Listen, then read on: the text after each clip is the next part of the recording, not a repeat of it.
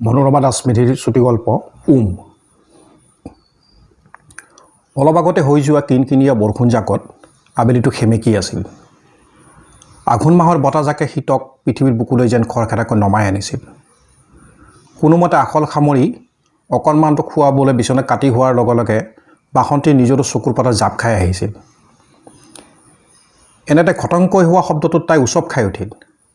কিশোৰটোৰ টোপনি ভাঙে বুলি অতি সন্তৰ্পণে তাই বিচনাৰ পৰা নামি আহিল।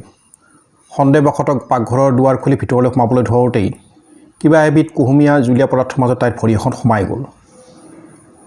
জিকাৰ মাৰি এখোজ পিছুৱাই বাসন্তীয়ে দেখিলে এশোটা গাখীৰ টেবুলতৰ পৰা বৈ আহি দুৱাৰদলিৰ ওচৰত ডোঙা বান্ধিছেহি। তাৰপিছত বাৰাণ্ডাৰ ৰছীডালত ওলমি থকা সূতা কানিডোখৰ লৈ পাকঘৰলৈ সোমাই গ'ল। পাছফালৰ খিৰিকীখনেদি দেখা গ'ল মুগা বৰণীয়া মেকুৰীজনীয়ে জেতুকাজোপাৰ ছায়াত বহি আগহাতোৰা এখন চেলেকি আছে। শান্তি নাই, অকণমান আজৰি বুলিবলৈও নাই।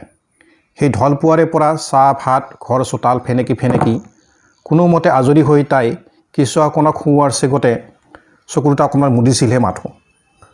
আকৌ ওলালে এসোপা কাম। বিৰক্তিখিনি চেপি ৰাখি গিৰিয়েক আহি পোৱাৰ আগতে তাই মজিয়াখন চাফা কৰিবলৈ বহিল। গিৰিয়েকে যদি গম পায় যে বাসন্তীয়ে কেঁচুৱাটোৰ বাবে গাখীৰখিনি গৰম কৰি চচপেনটো মিটচেপত নথৈ গেছৰ টেবুলত এৰি দিবানিদ্ৰাত মগ্ন হৈছিল বুলি, তেনেহ'লে এই কাণ্ডটিৰ নায়িকা মেকুৰীজনীৰ সলনি তাইহে নানান ধৰণৰ মস্কৰা শুনিবলগীয়া হ'ব পাৰে।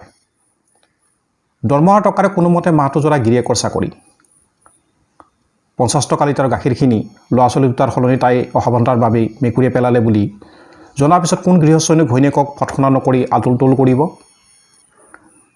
ঘৰখনত মেকুৰী এইটো দ্বিতীয় উপদ্ৰৱ। প্ৰথমটো আছিল এনেধৰণৰ। সেইদিনাও জীয়েক আৰু গিৰিয়েকক খুৱাই বুৱাই উলিয়াই পঠিয়াই নিজেও দুটামান খাই কেঁচুৱাটোৰ সৈতে বিচনাখনত অকণমান বাগৰিছিল। স্কুল ছুটি হোৱাৰ পিছত এধানি আহিলত টেবুলত ঢাকি থোৱা ভাতকেইটা তাইক দিবলৈ পাকঘৰত সোমাবলৈ লওঁতেই মেকুৰী এজনী বাসন্তী ভৰি ফাকেদি ওলাই লৰ মাৰিলে। টেবুলত থকা ভাকৰ ঢাকনিখন তেতিয়া এপিনে উদং খাই আছে, অলপ ভাত টেবুলতে বাগৰি পৰিছে। ঢাকনি উদঙাই চাই বাসন্তীয়ে দেখিলে ভজা মাছ টুকুৰা নাই। পিছে পিছে সোমাই অহা এধানিয়ে ঘটনাটো বুজাৰ লগে লগে প্ৰথমতে ফেকুৰি ফেকুৰি আৰু পিছত ডাঙৰকৈ কান্দিবলৈ ধৰিলে। চৰুত হওঁতে ভাত দুটামান আছিল, কিন্তু মাছ চাছ ভাজি তৰকাৰী আৰু নাই। কোনোমতে জীয়েকক বুজাই বৰাই কোলাত বহুৱাই লৈ কল গাখীৰেৰে সিদিনা ভাত দুটামান খুওৱা হ'ল। এতিয়া উভতি আহি এনে অথন্তৰ দেখাৰ পিছত তাইক শান্ত কৰাটো সহজ কথা নহয়। কন্দা কথা শুনি এধানি দেউতাকক পাকঘৰত উপস্থিত হ'ল। বাসন্তীহঁতৰ দমকলটোৰ পৰা পানী নিবলৈ অহা কণিকাৰ মাক আলোক গোলাপৰ মাকো ওচৰ চাপিলহি। কাৰ মেকুৰীনো এইজনী?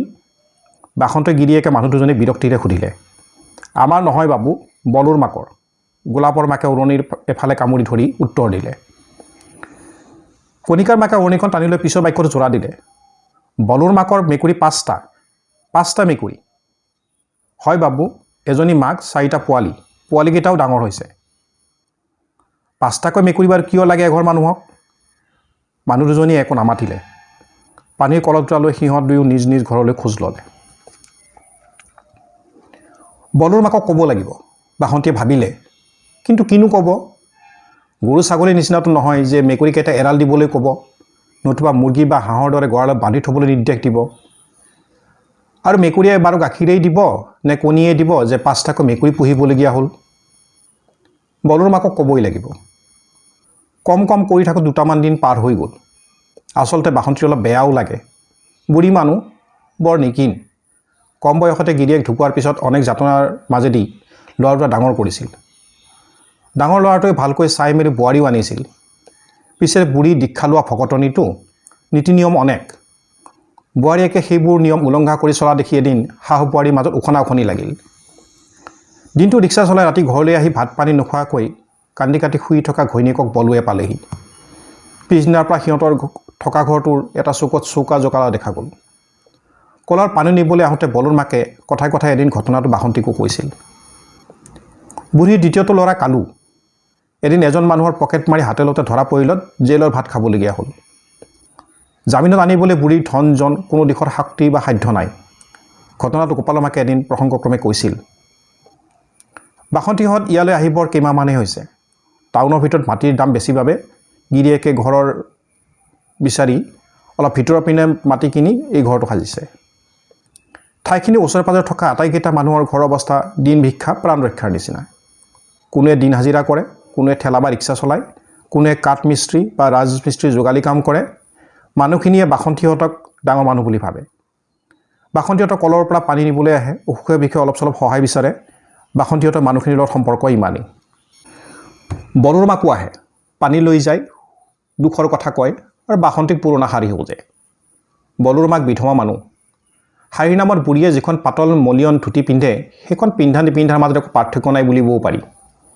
এক্সৰে প্লেটৰ দৰে গোটেইজনী মানুহ শাৰীখনৰ মাজেদি জিলিকি থাকে। বাসন্তী ৰঙীন শাৰীবোৰ পিন্ধিবৰ বাবে নহয়, কেঁথা চিলাবৰ বাবেহে তাইক লাগে। বাসন্তী ভিতৰি ভিতৰি বিৰক্ত হয়। কাপোৰ এখন পিন্ধিবলৈকে শান্তি নাই, এনে ভাৱ হয়। এবাৰ দুখন ফটা শাৰী দিছিল, বুঢ়ীৰে পুৰণি কথাখনৰ ওপৰত লগাই লৈছে। সেইজনীয়ে বলোৰমাক। এনে কপৰদক হীনা মানুহজনী আকৌ মেকুৰী এটা নহয়, দুটা নহয়, 5টা। কিন্তু কি বুলিনো বুঢ়ীক কোৱা যায়। কেইদিনমানৰ পিছত আৰু এটা আবেলি, এসপ্তাহৰ আগতে কণী ফুটি ওলোৱা মুৰ্গীৰ পোৱালিকেইটা লৈ মাকজনে চোতালৰ একোণত জাবৰ খুচৰি আছিল। এধানীয়ে বাৰাণ্ডাত বহি হোমৱৰ্ক কৰিছিল। বাসন্তীৰ হাতত কণমানটোৰ আধা ঘুঠা চুৱেটাৰটো। এনেতে মুৰ্গীজনী ককাই উঠিল। এধানীয়ে সচকিত হৈ চিঞৰিবলৈ ধৰিলে, মা, এটা পোৱালি নিলে, মেকুৰীজনীয়ে কামুৰি লৈ গ'ল। এনেতে আকৌ হোৱা দোৱা লাগি পৰিল। বহি পেঞ্চিল দলিয়াই এধানীয়ে ৰাচি জুৰিবলৈ আৰম্ভ কৰিলে। ধৈৰ্যৰো এটা সীমা থাকে। বাসন্তীয়ে বলোৰমাকক মাতি পঠিয়ালে। বলোৰমাক আহিল, ওচৰৰ কণিকাৰ মাক গোপালৰ মাকহঁতো দুজনীমান আহিল। বাসন্তীয়ে যিমান পাৰ শীতল মাতৰে মেকুৰীজনীৰ কাৰ্যকলাপবোৰ বৰ্ণালে। ঘৰত খাবলৈকে নাই, অথচ 5টাকৈ মেকুৰী। এই কথাটো আওপকীয়াকৈ কৈ বুঢ়ীক আঘাত দিবলৈকৈ চেষ্টা কৰিলে। তাৰপিছত শাসনৰ সুৰত বাসন্তীয়ে বুঢ়ীলৈ চাই ক'লে, মনৰ ভিতৰত সোমোৱাই মেকুৰীকেইটা ক'ৰবাত এৰি দি আহিবাগৈ। বলোৰমাকে শুনি গ'ল। তাৰপিছত এবাৰ অনুচ্চকণ্ঠে প্ৰতিবাদ কৰি উঠিল, মই সিহঁতক পুহি ৰাখিছোঁ আৰু পুহি ৰাখিম। কিন্তু কিয়? সিহঁতকেইটা নাথাকিলে মই শুব নোৱাৰোঁ। এইটো আকৌ কেনে কথা? মেকুৰী নহ'লে শুব নোৱাৰা? বৰ ঠাণ্ডা বাবুৱানী, ইমান ঠাণ্ডা, এখন ফটা কথাৰে মোৰ গাৰ কঁপনি বন্ধ নহয়। মেকুৰীকেইটা মোৰ লগত শুৱে, মোৰ বুকুৰ মাজত শুৱে। সিহঁতৰ গাবোৰ ইমান উমাল, একেবাৰে ৰ'দত দিয়া কথাৰ দৰে বাবুৱানী। সিহঁত মোৰ বুকুৰ মাজতে শুৱে, তেহে মোৰ গাৰ কঁপনি কমে, মই শুব পাৰোঁ। বলোৰমাকে এটা বেঙা বেঙা হাঁহি মাৰিলে। তাৰপিছত ধুতিৰ পাতল আঁচলখন কপাললৈকে টানি লৈ ক্ষীণ খোজেৰে ওলাই গুচি গ'ল।